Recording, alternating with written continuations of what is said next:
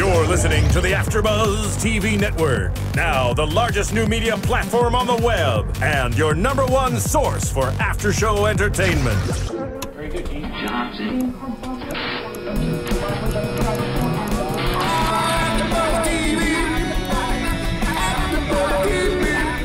From the AfterBuzz Studios in Los Angeles, California, presented by Maria Menounos and streaming live thanks to Akamai Technologies, this is AfterBuzz TV's Hannibal After Show. We'll break down tonight's episode and get you all the latest news and gossip. And now, another post-game wrap-up show for your favorite TV show. It's AfterBuzz TV's Hannibal After Show. Hey, yeah, do that. Oh, there it is right there. You feel that? That's where I live, right there. That's good. Welcome to the Hannibal AfterBuzz After Show. We're listening to Hall & Oates sing Maneater, which is not for Hannibal. Because nobody ate anybody this episode. This is an internal argument we had because I chose this song. Man-eater, which would imply that there was the eating of a man. But Randall didn't eat anybody. He tore him apart, yes. But he didn't eat nobody. I get that it's like an animalistic type of song, but ultimately eating is Are in you the guys title. panning my song? He's an animal. I don't know. I'm just saying. What song would you have chosen? I was told by Joe Braswell that we had a song, so I didn't go looking for one. Do you hate the song too, Julia? A little bit. Do you hate the song, Nando? I liked it back when I was 2 years old. I like the song. I don't like the choice? Yeah. Roya, what do you think? I like it. Thank Okay. you very much. She did not see the episode, though, know. so it doesn't really tie into the episode. Exactly. And she just wants us to start the show at this point. And Roya was born the year the Hall & Oates broke up. So.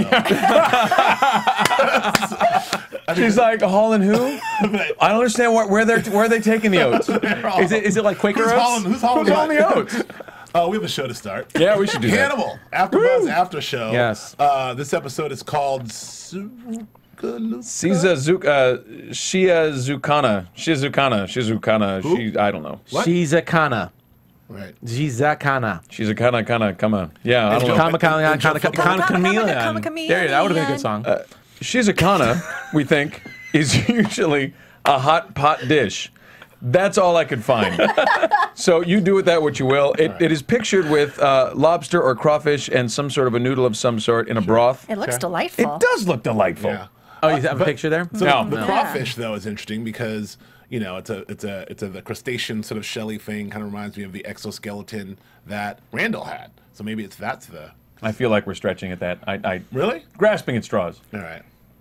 What a very interesting episode. This time. I think it should have been called Joe Filippo's right, Will's gray, he's not a hero anymore. And the internet seemed to agree with me a little bit. I think the internet was a little bit more on my side there. I don't think so. Numbers seem to skew my way. Mercifully, I was gone you last gotta go week back and to I the missed map. this conversation. We had a really in-depth conversation about Will being a hero versus an anti-hero, and I just said great character. Just he's no longer the shining poor Will on the hill. I think he's changed. He's now he's definitely changed. Well, listen, he's definitely transformed. He's definitely changed. But I don't know what it's a debate of whether or not he's a hero or an anti-hero. I'm saying that up until when he put the gun to Hannibal's face and decided not to pull the trigger, he is no longer a hero as of that moment. Oh, you mean a few episodes back? Yeah. Ah, okay. And this has been, to me, that's the change. That's the fork in the road where now Will's been going down a different path, and clearly we're seeing where this is going now. Well, we talked about this when I was here a couple of weeks ago. He clearly wanted, when Hannibal said, "Don't you want to see how this ends?" And he does want to see how this whole thing plays out, and he does want to. I mean, and we learned last episode the reason why he's sort of with Hannibal is he's the only guy who sort of understands him and helps him sort of cathartically work through these thoughts that he's thinking. And feeling, but at the same time, he still wants to get Hannibal, right? Like he still wants Hannibal dead. Well, this is ultimately a discussion we had last week, is that you have the gun in someone's face and you don't kill them, and you know that they are essentially the devil. They're going to continue killing people. My belief is that when you don't pull the trigger in that situation, you are no longer a hero. You are now, at best, a gray character because you've chosen your well-being over that of every other person that Hannibal could kill, influence, whichever. Well, I'll give you this, and then we should definitely tie it into the episode. Okay. Well, when we last left Will and Hannibal, Hannibal had his hand on the gun that Will was about to shoot. and he pretty much stopped, like you said, stopped Will from shooting. He got his thumb between the hammer and the barrel. Yeah, there was still that the lack of, he didn't click yet. I rewatched it. I didn't see the click. He pulled the trigger. He did pull the trigger, and Hannibal even Then I admits didn't to watch it it. at Yeah, one he point didn't during this episode. They talk about it in an episode. Yeah, but he definitely pulled the goes trigger. back in there and he says, I regret not doing that. So he definitely got to live out his fantasy, his desire to kill in this episode. Finally, at the end of this episode. So yeah, I will give you that. So it would seem. So there definitely is, and based on the preview for next week as well. He did it with his hands. Yes. So I'm just very happy because I found out my notes are on my phone as well as my computer. So when my computer dies, I have my phone. Well, this is wonderful news. We should talk about the episode. All right, sorry. So that's a good point. Is that Lemieux? Oh, hey. Hey, Lemieux. Hey, this is a record for us. This is 5 minutes and 35 seconds into the show. We're about to talk about it. All right. I know, Okay, right? yes. Except we have a full panel today, and I'm excited about it. I know. We're all here. We're all here. Steve's excited about so many We're all shows. apparently a little bit excited about this right He's now. excited about the show. Nobody got digmatized and stayed home. We're all ready to There talk was Hannibal. no digmatization Not yet. this episode. Not yet. Unfortunately. Not yet.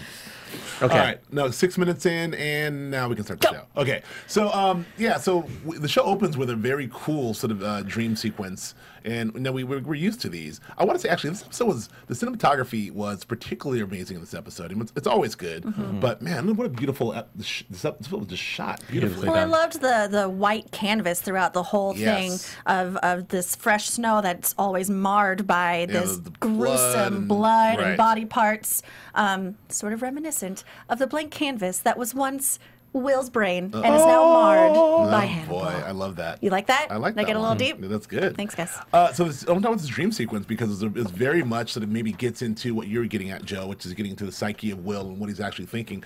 Throughout the season, we've seen these Will from whether it's him, Will in the stream, or Will become Will the horned beast that is Hannibal, being eluded by Will through season 1, him finally seeing who Hannibal is. End of last season, this season, him sort of trying to remember things like by fishing in the stream. So now all that's done. He's out. He's clear, and now all he can seem to think about still is the reckoning, this reckoning with Hannibal, and it very much seems very specific as to how he wants this to go down. I mean, I like the imagery of this rope around Hannibal's neck and body, and it's very elaborate pulley system. I mean, it seems like a very Hannibal Lecter-esque contraption, that he's imagining. But what's more important is that exchange that they had, that beautiful exchange they had within the dream, talking about with Will very much in control and Hannibal not in control. And to me, that sort of signified the way I think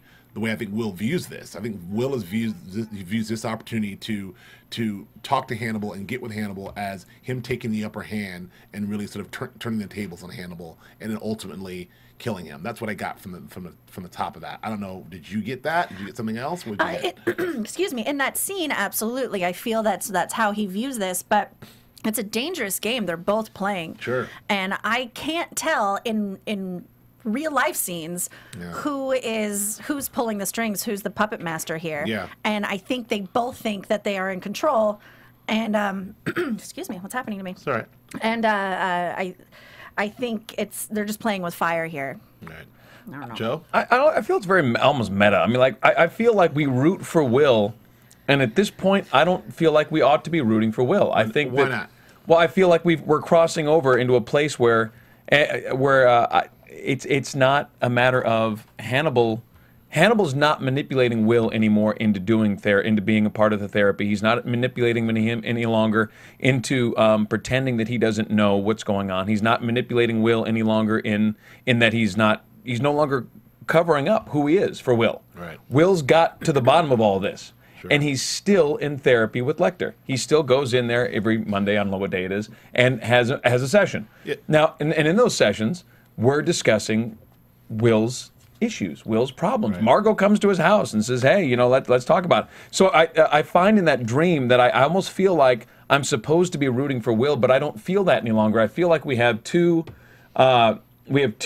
almost not quite equals, but I think Will's on his way.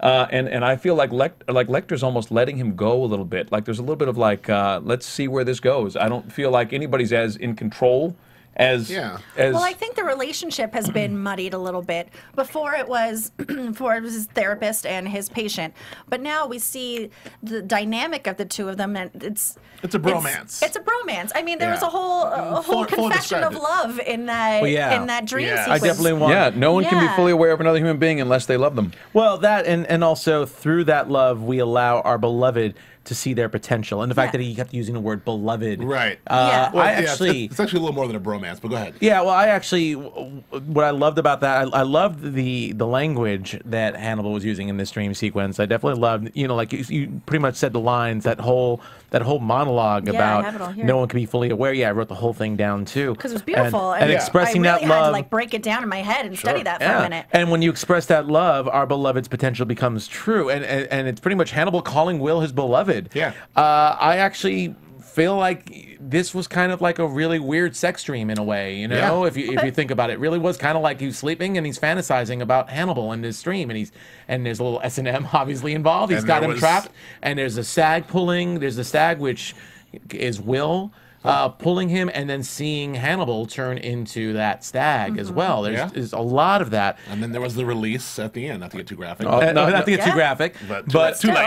that one line also that really says a lot. It's just Will really wrestling with all of this, intellectualizing it, trying to figure out, just saying, when Hannibal said, "Must I denounce myself as a monster while you still refuse to see the one growing inside you?" Yes. Which was like perfect for that whole analogy. Well, let me also go one step further with it. Will is not the stag. Will is harnessing the stag. Will feels like he's in control of the stag, and he is not.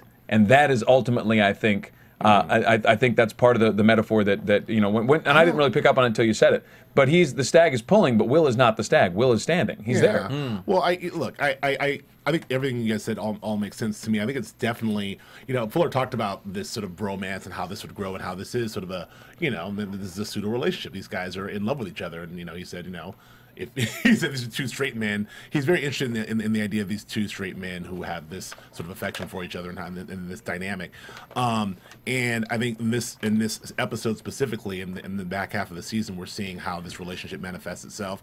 And there's some very telling moments of that later in the episode, which I'll talk about. But in regards to the dream, I really do believe this is Will. I think Will is in control. I think Will is. I've always thought that Will is, using this partially. It's a dual purpose for him. He gets to get what he gets from Hannibal in terms of learning about himself and learning what it's like. And Hannibal's a great psychiatrist. Hannibal is a killer. Like, Will can have those genuine conversations with him, and he wants that information from Hannibal. But at the same time, he still wants Hannibal got. So he can use this opportunity to manipulate Hannibal and then get his reckoning. And I think that this is all really about Will taking control, like Hannibal the whole time, pulling the puppet strings and being the puppet master. I think Will is using this opportunity to do that for himself, and that's kind of what. Now, whether or not he's successful, whether or not he really is in control, whether or not Hannibal still has upper hand, that remains to be seen. Hold on, Lemieux has something to say. Can I just put some little pieces together real quick here, because I really love this show, and I don't get to talk on the after show very often. I just really like how the writing has gone through these 3 episodes, or this past episode into this episode. Yep. When you look at everything and what's happening, they use the animal in the cage metaphor and the rebirth through death, and then the animal emerging from the body. Yes. And right now you see Peter is being encouraged to murder somebody, and this is kind of what happens in this episode, and Hannibal's kind of teasing him up to this T when he grabs the hammer. He teases him, doesn't let him murder somebody, but he's going to, and then he wants to know Peter wants to do that, and then he sets him up in the end of this episode. But we see Peter being rebirthed as the stag through committing death. You're talking about Will. You mean Will? Will, yes, sorry. I'm totally, I keep saying Peter because I think of, That's right. He's being rebirthed as a murderer, or as a serial killer, through killing, as well as the animal is coming through him like the bird came through the body. He is now becoming the stag. And I like to see how Hannibal is working this around, because we get such a comparison between Will and the guy, it's Randall this week, right? Yes. Randall had his problems, but Randall was kind of evolving into this murderer, and Hannibal helped him along. And now we're seeing how Hannibal is helping Will along into this murderer he is now becoming. Absolutely. So Hannibal is kind of like the incubator for serial killers. Right. Will talks about that. He says, how many have there been? Yeah. How many are there? And also he's also harboring Margo. What was pretty interesting, I thought about this. Yeah, exactly. We see three different stages of what Hannibal does in raising up these super serial murderers. Right. We see the beginning, how it starts with Margo, which we sort of saw last season with Will, but now we see Will in the middle stages when he's becoming what he's been trained in essence to do. And then we see the aftermath. We see Randall. We see what can become under the therapy of Dr. Lecter when he raises you up to be this. So we see all the stages of what he does. It's like he's building a super Avengers army of serial killers. Now, I want to ask you a question real quick. This is the last comment I'll make. I promise. Here's the question. When Will went back to Hannibal and said, I want to resume my therapy, was he basically saying, I want to see how far down this rabbit hole into being a serial killer I can go? Because it seems like he wants to catch Hannibal. At the same time, it seems like he really wants that release from power that he admits to this episode. I think that it is he wants to try to catch Hannibal first and foremost, but I think that it's not about him going down, I want to see how far down this rabbit hole I can go. I think that it is, I am this guy. Like, I'm afraid of who I am. I need to understand why I have these feelings. Like, I don't think Will wants to be a serial killer. Will is very aware that he has the need to to empathize with all these killers. This is why he's able to do that, the pendulum thing. But even when he almost tried to kill Hannibal and some other times, and when he killed Hobbs, like, he knows what it's like, and he likes it. I think that he's really trying to get to the bottom of that, and who better to help him get to the bottom of that is Hannibal. Let me ask you guys a question. If you're a psychiatrist and you want someone to make a choice to participate in the game you're playing, and that's what Hannibal wants here. He doesn't want Will anymore to be manipulated. He wants him to choose now. Now, it's very Faustian. I want you to choose this, and once you choose it, then we're going to see where it goes. But you have to actively pick this. Yeah. And so the way to make him choose it is to give him confidence that he can take you, to give him confidence that he is up to it mentally. So I think that a lot of this game has been Hannibal giving this false confidence to Will. Because Will, if he truly understood what game Hannibal was playing, he'd have blown his head off with the gun when he had the opportunity. That'd have been it.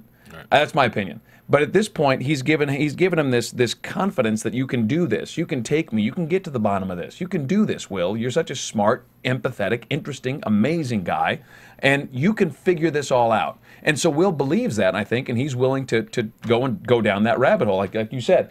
But I think that what's interesting to me is, number one, he's been sold this bill of goods by Hannibal, and he's taken the bait. He's now the fish on the line. I mean, the metaphor is completely flipped. I'm a good fisherman. Hannibal's a better fisherman. You are on the line, Will. He caught you.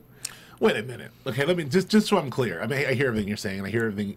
I hear your theory, Lemieux. But are you guys theorizing that Will is actually wants to be a serial killer, wants to go down this road, or wants to see how far he can go, so he's using Hannibal as a guide to? I mean, I don't. No, I think Will went in with the intention that we all believe he went in with. I'm going to get Hannibal. I'm going to catch him. I'm going to outsmart him. I'm going to outthink him. I'm going to catch him. And I'm saying that he got that confidence to think that way because Hannibal gave him the confidence. Sure. That's what I'm saying. Well, and that's what I say. Don't know. That's what I'm saying. Why I'm saying fisherman. I mean, he's Will Graham. Yeah, he was already a super mastermind. Okay. You found Will Graham on the street. Like, Will Graham was a super empathizing criminal. All right.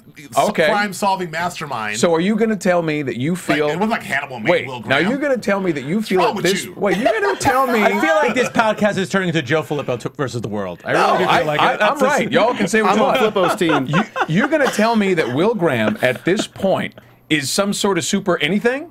Will Graham is lost. He's completely lost. He's lost.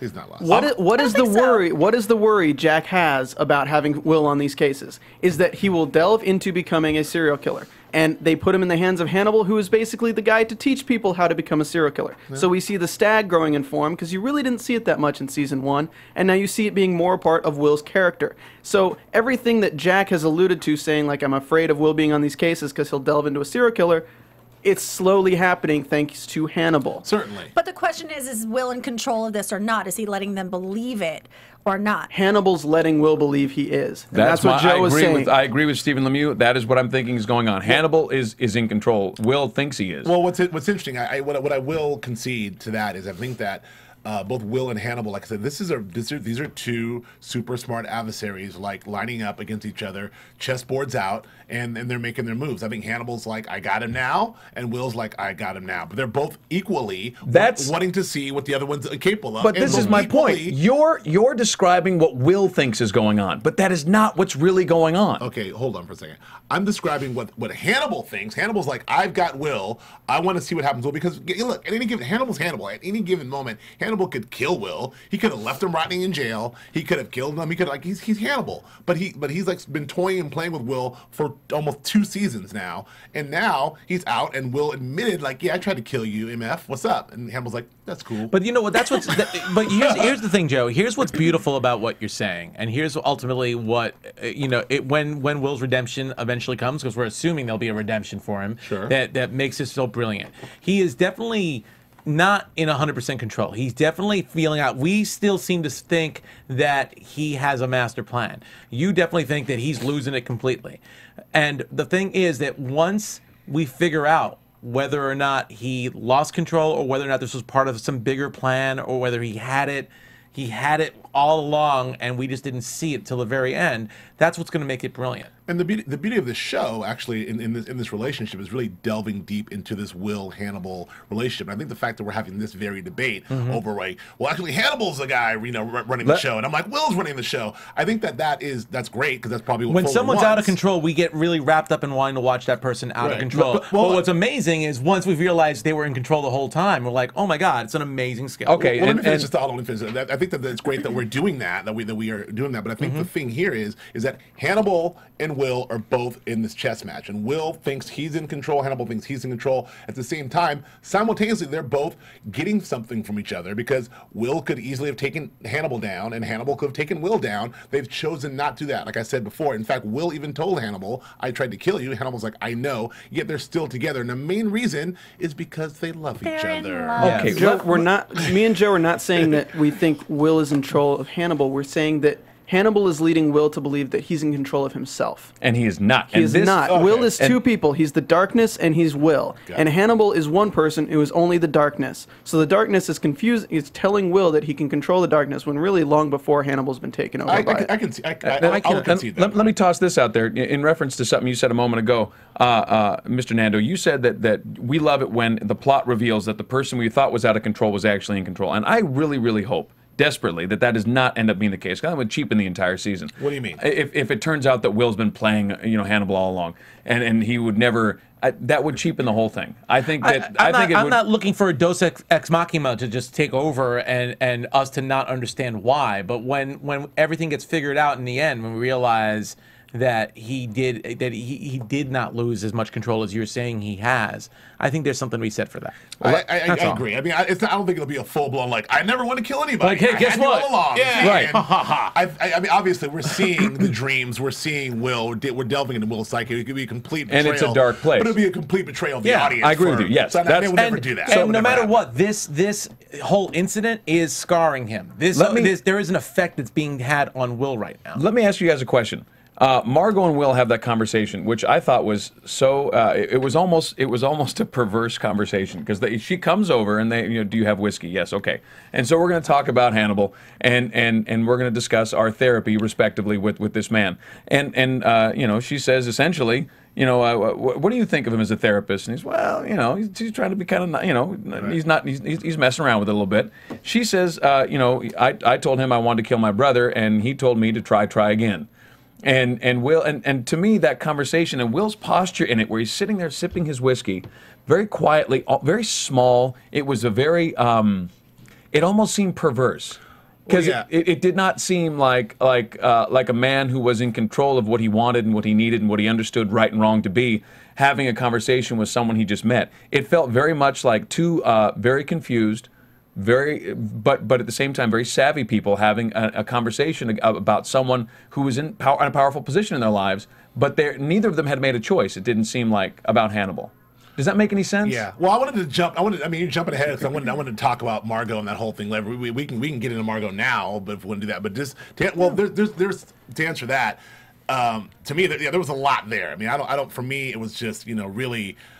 you know, Will said it himself when he's like, what happens when you're the immediate next scene after that was Will asking Hannibal, what happens when your patients start comparing notes? And he was really referring to Margo, but Hannibal thought he was referring to Randall. But, you know, look, they're all in the same gang. Like, they're all the same crew. And it's really, for me, what I took from that is that session was really Margo sort of looking for answers and looking for answers from Will, and Will really just taking in the information. I think Will wanted to very much hear what he had to say. He already peeked at the ledger, knew who she was. He already has the information. He very much wanted to hear what she had to say, and the whole scene was, to me, kind of sexy. I mean, she, you know, Margo was hot. I would have gave her some whiskey. I was going to say, no one ever pulls up in a Tesla at my house and has whiskey and a beautiful woman. That never happens to me at all. Well, good for your wife. And also, I love that. That's true. My wife would be pissed. But I do love the whole. It's cold outside. Do you have any whiskey? I'm like, right? It's my kind of girl. Like, no coffee, no tea. It's freezing. You have whiskey? Come on in, baby. You got a fire? I don't care about the fire, baby. Yeah, no. So I did love that exchange and that brief exchange between Margo, because we're getting, obviously,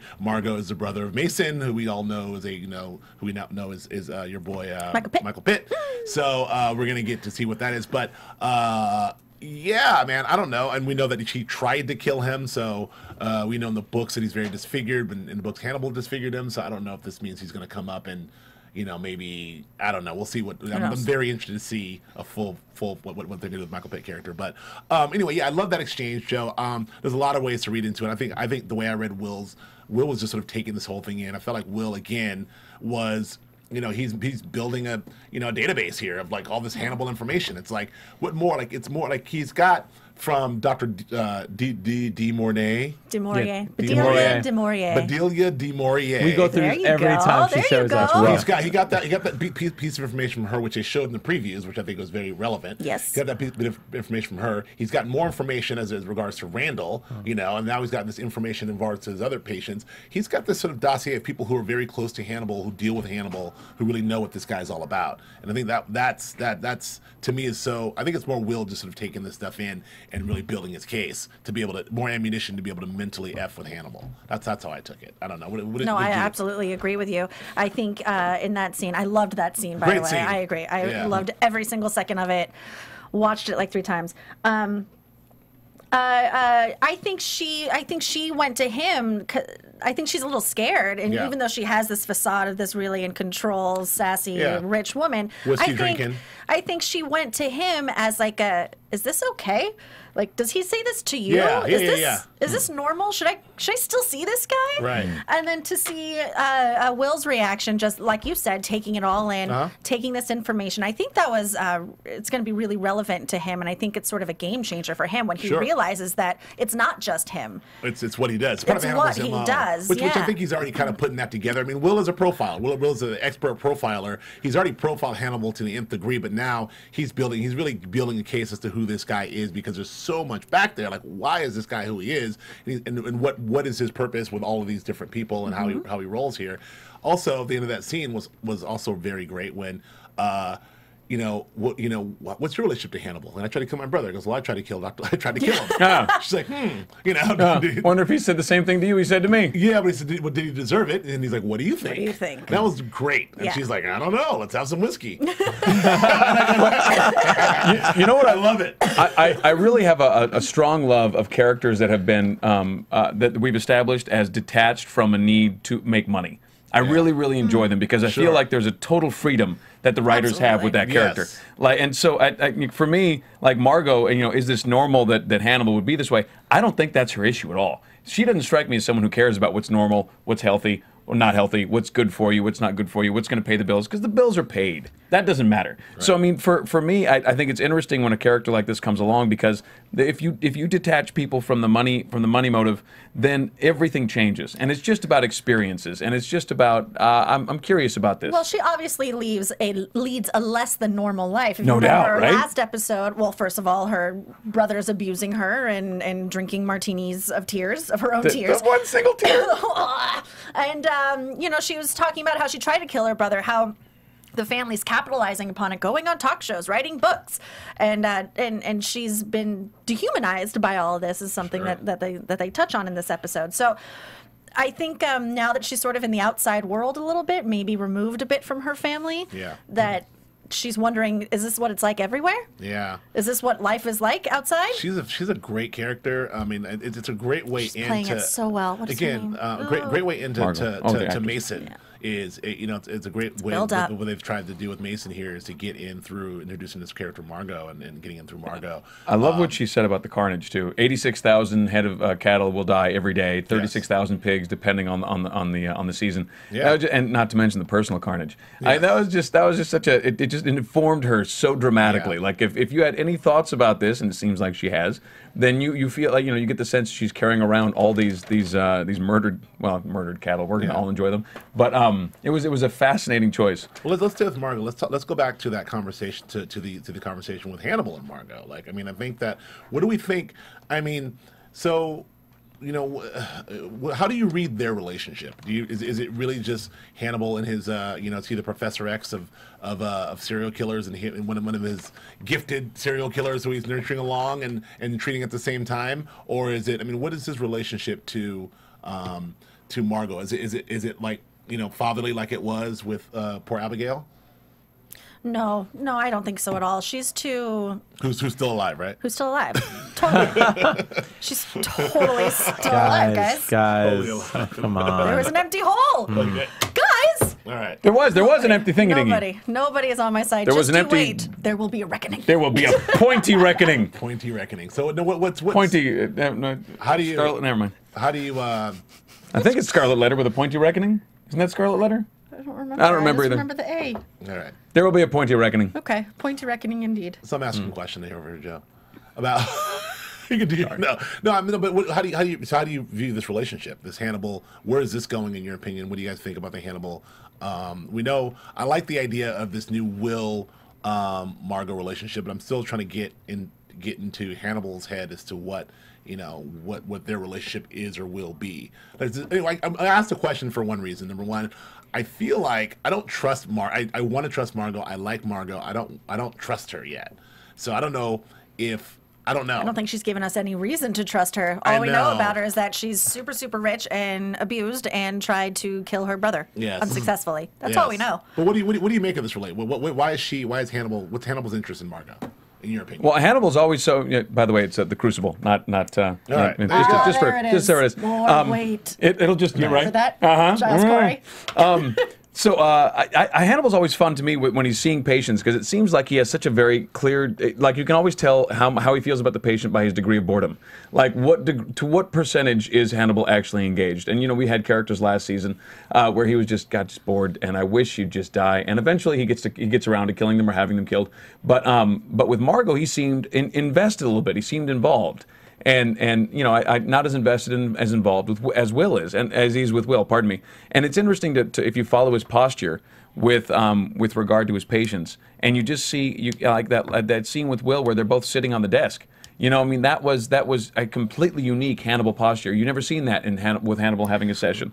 But with Margo, it showed a transition of their relationship. Yeah, right. And so he's more involved. He's more. You see, it feels more more fraternal than paternal. And I think that's the transition. More of a father figure. Oh no, maybe more of a buddy. And it's like this transition of relationship. It seems like they're having.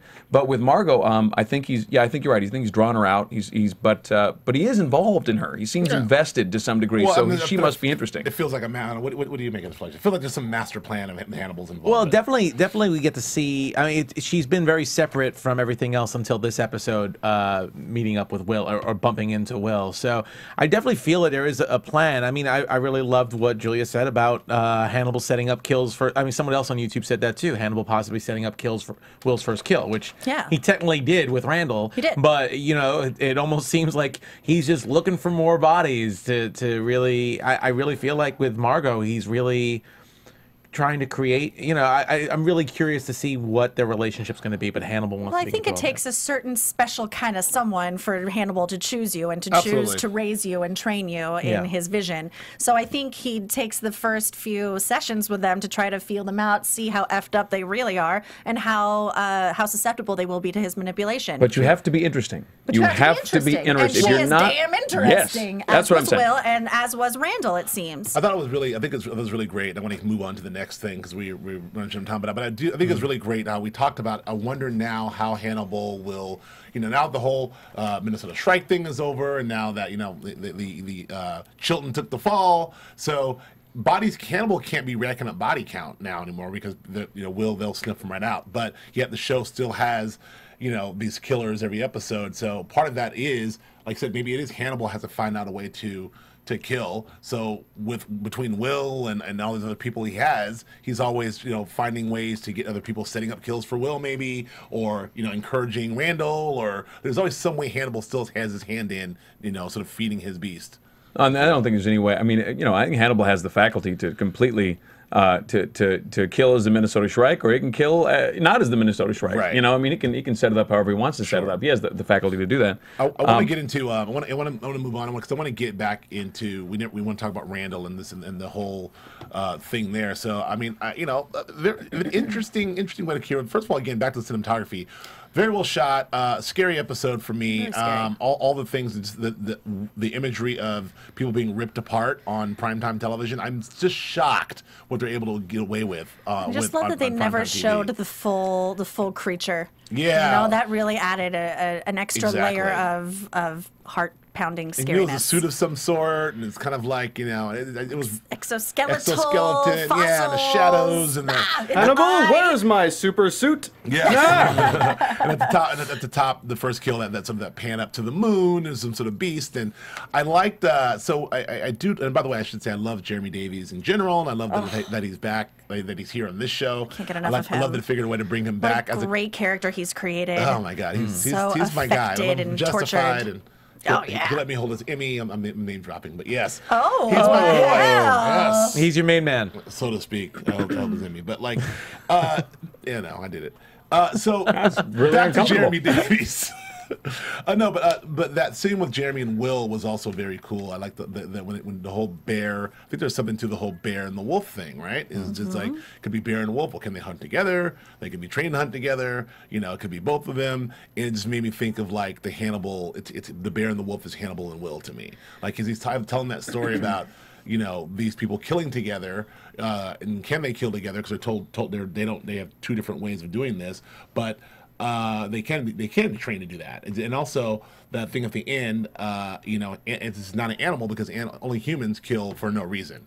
Animals kill for a reason. It made me think a lot about how you always say, and how Dr. Bedelia de Maurier talked about his person suit, and it made me sort of wonder: is Hannibal an animal trying to create this person suit while he has his Randall patient, who is a man, and he's trying to have him create an animal suit. Yeah, it was just really interesting. It was really interesting. Yeah, the whole dichotomy between like the man stuck inside the animal, or the animal stuck inside the man. Yeah, there was a lot to that. I mean, the murders themselves were very gruesome and grisly, and I do enjoy sort of the Jack and the Price and Zeller stuff. But I did also really like the conversation with Will and Randall and Jack.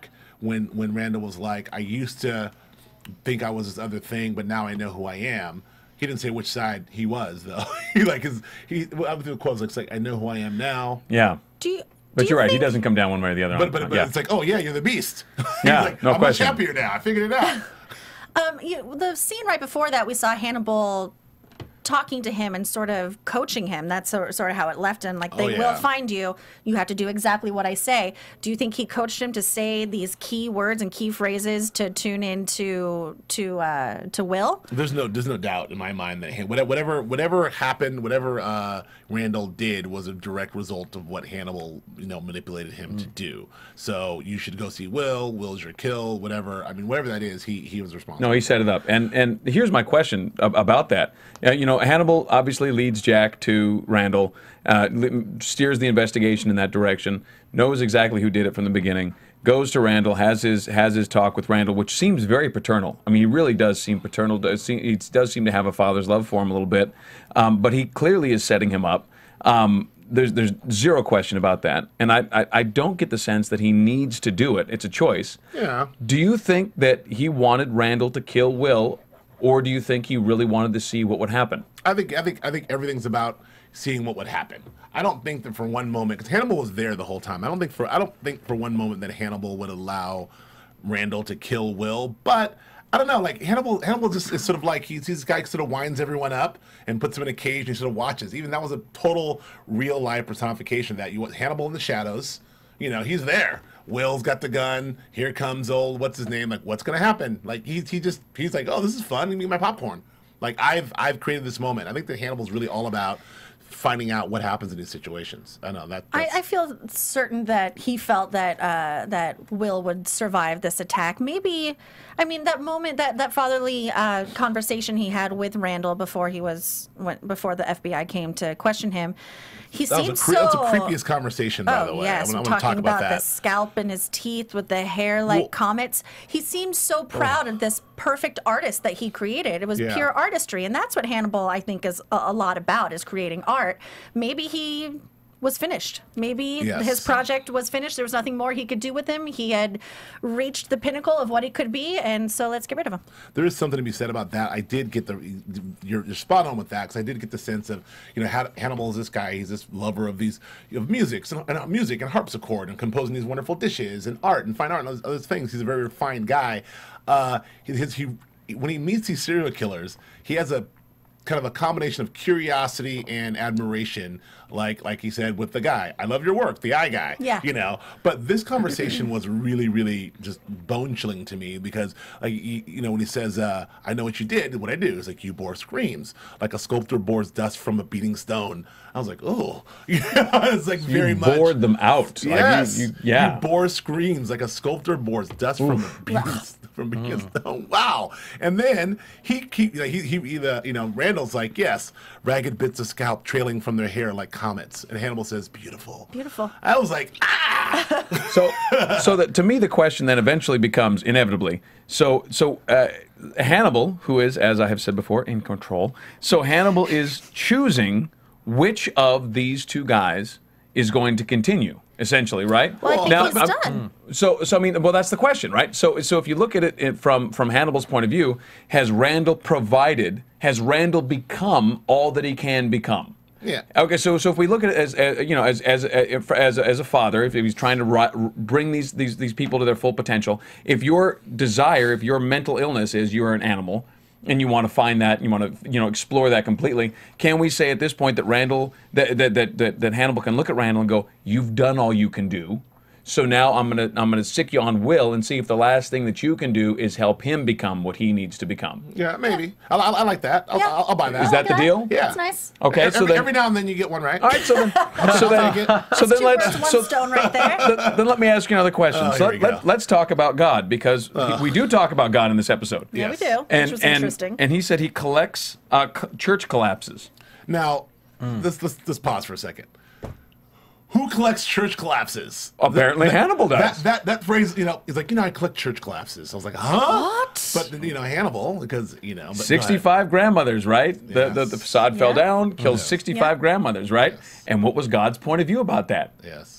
Right? Well, he must like it. He must enjoy it. He must be setting this all up. But there's clearly. Wasn't he drawn a correlation between himself and God? And I mean, obviously. Yes. I mean, obviously, he's a guy who kills people and eats them. So I mean, he definitely has a certain level. Like Will said at the very beginning of the episode, which is also a very chilling conversation with Hannibal. He says, which was also a very sort of, back to that very almost sexual conversation between Hannibal and Will. That conversation of like, when they're sitting there and he's like, do you still fantasize about killing me? And he was like, yes. And it's like, well, how? He says, I fantasize doing it with my hands. I'm sorry. He said, you fantasize about killing me with your hands. And the way he said that and the way Will answered that, it felt so intimate and so like a conversation not about killing each other. It felt like a very much like talking about sexual fantasies as opposed to talking about murderous fantasies, which is that line they blur there between these things. But through that in my opinion, I don't know. But through that conversation, getting back to what you're saying about the playing God thing, Will has that moment where he says, it felt like quiet power. you know, that felt like, what did you feel, you know, when you're killing right me? What will that make you? It's quiet. It's like a quiet power, and that is at the heart of, I think, Hannibal's like, yes, and it's kind of like that's what it feels like. And in that moment, they were like, you know, that was their sort of foreplay, if you will, in that moment. But the point is, it's all about power, and Hannibal feels it on a great godlike grand scale, and you know, and then he's really wanting to help Will fulfill that. Let me toss one last thing out, because I think this is worth tossing out. If Hannibal had sat down with Will 2 seasons at the beginning of season 1 and said, "Here's what killing feels like. You'll really like it.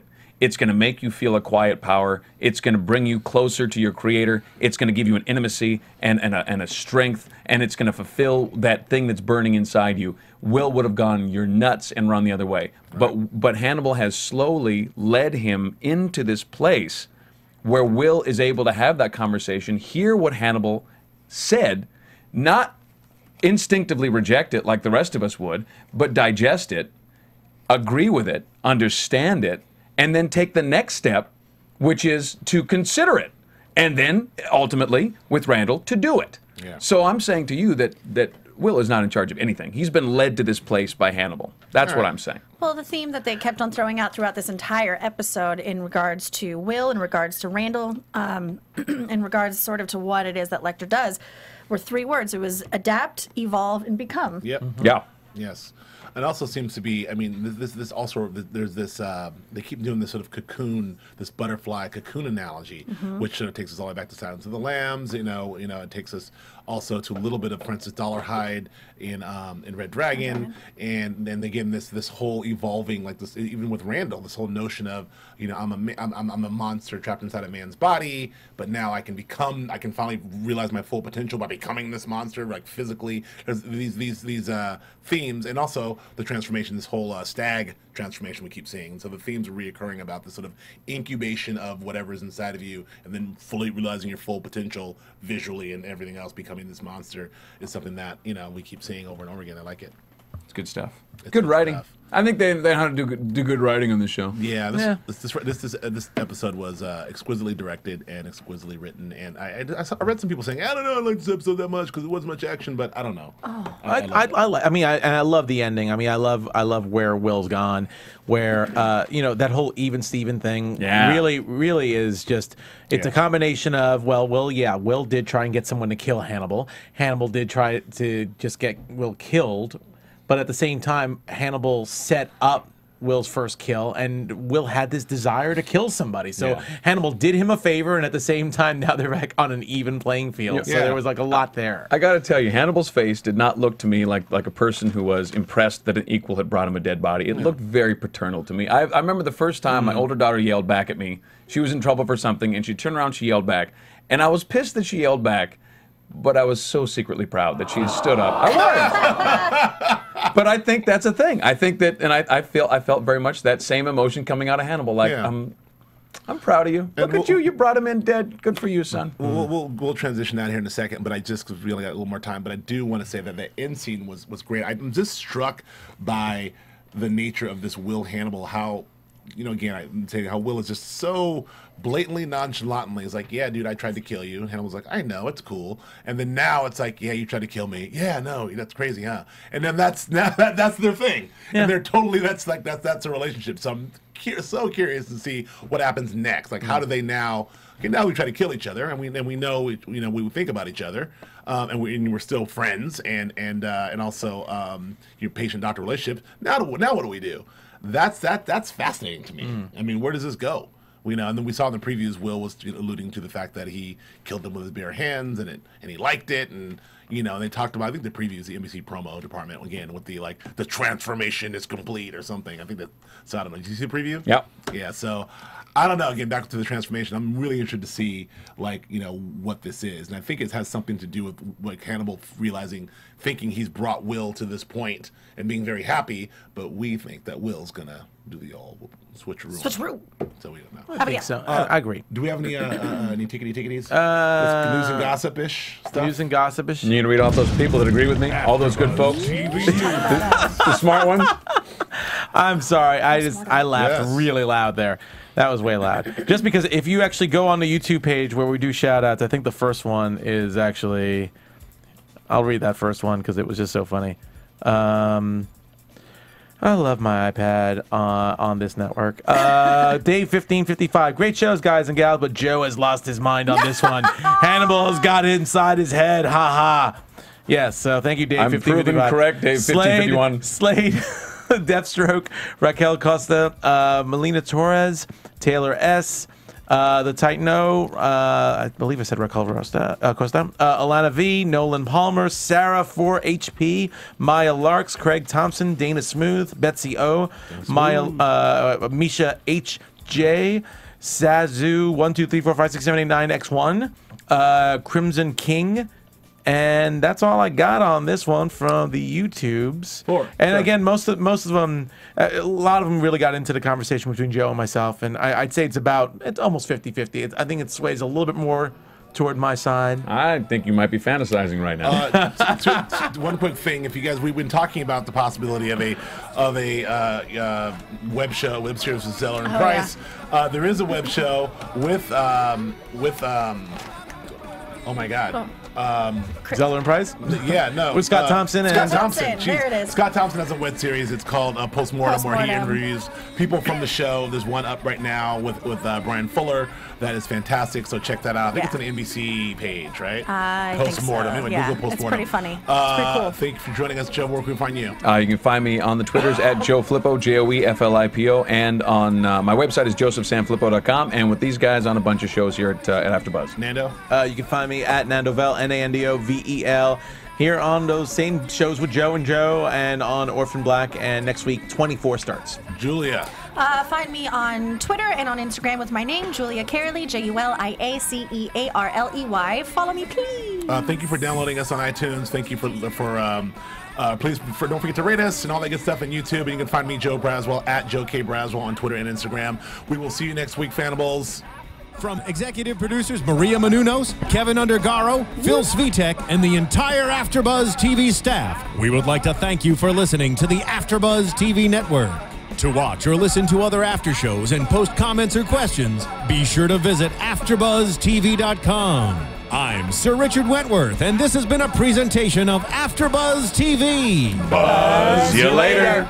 The views expressed herein are those of the hosts only and do not necessarily reflect the views of AfterBuzz TV or its owners or principals. Thank you for watching AfterBuzz TV on YouTube. For more of your favorite after shows and interviews, subscribe to our channel here, and be sure to share your opinion on the episode in the comment section below here. We'd love to see what you guys are buzzing about. Thanks again. Buzz you later.